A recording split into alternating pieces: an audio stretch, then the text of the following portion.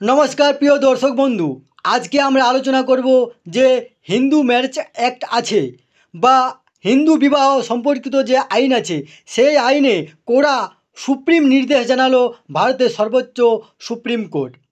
সেই নির্দেশের ফলে যে পাশ্চাত্য শিক্ষায় শিক্ষিত যারা লুকিয়ে রেজিস্ট্রি ম্যারেজ করছে তাদের বিবাহ অবৈধ এবং শুধু নাচ গান করে বিবাহ করলেই বিবাহ হবে না। আসুন এই নিয়ে কি সুপ্রিম কোর্ট জানিয়েছে আমরা দেখব।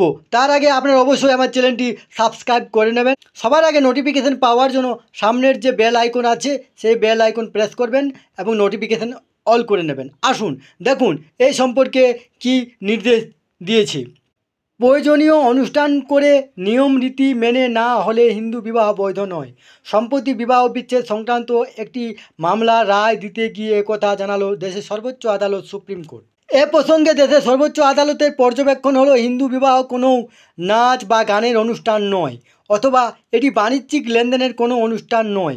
হিন্দু বিবাহ আইন মেনে যদি বিবাহের অনুষ্ঠান সম্পন্ন না হয় তাহলে এই বিয়েকে বৈধ বলে গণ্য করা যাবে না।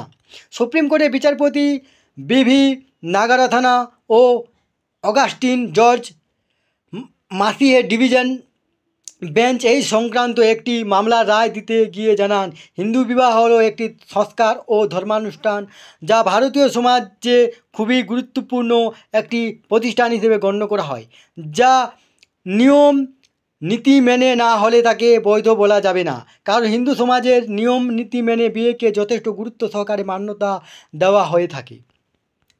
সম্প্রতি দুজন প্রশিক্ষিত বাণিজ্যিক পাইলট যুবক যুবতী বিবাহ বিচ্ছেদের আবেদন জানিয়ে সুপ্রিম কোর্টের বিচারপতি পিভি নাগারথান ও জাস্টিন জর্জ মাসিয়ের ডিভিশন বেঞ্চে একটি মামলা দায়ের করেছিলেন। তারা হিন্দু বিবাহ আইনের অধীনে বৈধ নিয়ম নীতি না মেনেই বিবাহ করেছিলেন বলেও আবেদনে উল্লেখ করেছিলেন। এই মামলায় উভয় পক্ষের আইনজীবীদের বক্তব্য শোনার পর আদালত পরিষ্কার জানিয়ে দেয় যে হিন্দু বিবাহ আইন অনুযায়ী বিবাহ অনুষ্ঠান না করলে তাকে কখনোই বৈধ বলে মানা হবে না। পাশাপাশি বিবাহ বিচ্ছেদের আবেদনকারীদের কাছে আদালত আবেদন করে বিবাহের প্রাতিষ্ঠানিক গুরুত্বের সম্পর্কে ওয়াকিবহাল হওয়ার পরেই তাদের বিবাহ করা উচিত ছিল।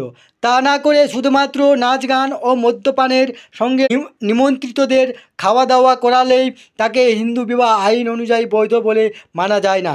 কারণ হিন্দু বিবাহ মানে অযথা চাপ দিয়ে যৌতুক ও উপহার বিনিময়ের একটা উপলক্ষ নয়, যার ফলে পরবর্তীকালে ফৌজদারি মামলার সূচনা হতে পারে। সেই সঙ্গে এটি কোনো বাণিজ্যিক লেনদেনও নয়। হিন্দু বিবাহ আইন অনুযায়ী এই একটি এমন পবিত্র অনুষ্ঠান যার মাধ্যমে একজন পুরুষ ও মহিলা নিজেদের মধ্যে একটি সম্পর্ক স্থাপন করেন, যার দ্বারা তারা ভবিষ্যতে স্বামী স্ত্রী হিসেবে একসঙ্গে জীবন অতিবাহিত করে। এই বিষয়টি ভারতীয় সমাজের একটি মৌলিক একক হিসেবে পরিগণিত হয়। হিন্দু আইনে বিবাহকে পবিত্র বলে অভিহিত করা হয় কারণ এটি একটি আজীবন সম্মতিমূলক সম্পর্ক। হিন্দু বিবাহ বংশবৃদ্ধিকে সহজ করে, পরিবারের ঐক্য সুসংহত করে এবং বিভিন্ন সম্প্রদায়ের মধ্যে ভ্রাতৃত্বের চেতনাকে দৃঢ় করে। হিন্দু আইনে বিবাহ হলো একটি ধর্মানুষ্ঠান বা একটি সংস্কার যা একটি নতুন পরিবারের ভিত্তি স্থাপন করে। ডিভিশন বেঞ্চ আরও উল্লেখ করে জানান, বিবাহের মতো এমন কোনো পবিত্র অনুষ্ঠান নেই যেখানে স্বামী ও স্ত্রীর অধিকার সমান। লক্ষ্য করা গেছে যে শতাব্দীর পর শতাব্দী এবং আইনটি কার্যকর হওয়ার সঙ্গে সঙ্গে একটি মাত্র বিবাহ স্বামী এবং স্ত্রীর মধ্যে সম্পর্কের একমাত্র আইনিভাবে অনুমোদিত রূপ।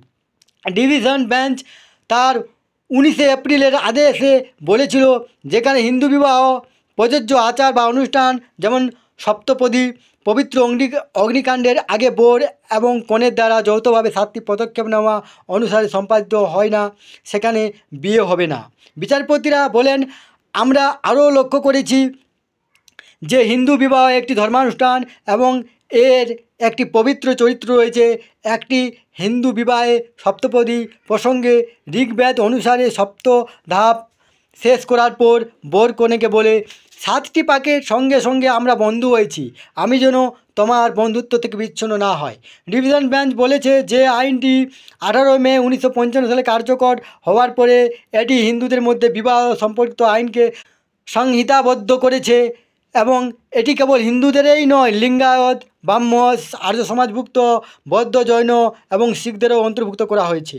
যদি কেউ এই ধরনের অনুষ্ঠানের মধ্যে দিয়ে না থাকে তাহলে হিন্দু বিবাহ আইনের 7 নম্বর ধারা অনুযায়ী কোনো হিন্দু বিবাহ হবে না এবং প্রয়োজনীয় অনুষ্ঠানগুলি সম্পন্ন না হওয়ার ক্ষেত্রে একটি সত্তার দ্বারা শুধুমাত্র একটি শংসাপত্র ইস্যু করা কোনোটি নিশ্চিত করবে না। শীর্ষ আদালত আরও উল্লেখ করেছে যে বিবাহ নথিভুক্তকরণের সুবিধা হলো যে এটি একটি বিতর্কিত মামলায় বিবাহের সত্যতা প্রমাণের সুবিধা দেয়। তবে যদি হিন্দু বিবাহ আইনের 7 নম্বর ধারা অনুসারে কোনো বিবাহ না হয়ে থাকে তাহলে বিয়ের রেজিস্ট্রেশন বিবাহটিকে বৈধতা দেবে না। আপনাদের অবশ্যই রেজিস্ট্রি ম্যারেজ করার আগে আপনাদেরকে যে হিন্দু রীতি রেওয়াজ হিসেবে বিবাহ করতে সেই বিবাহ করতে হবে, নচেত আপনাদের বিবাহ বৈধ নয়।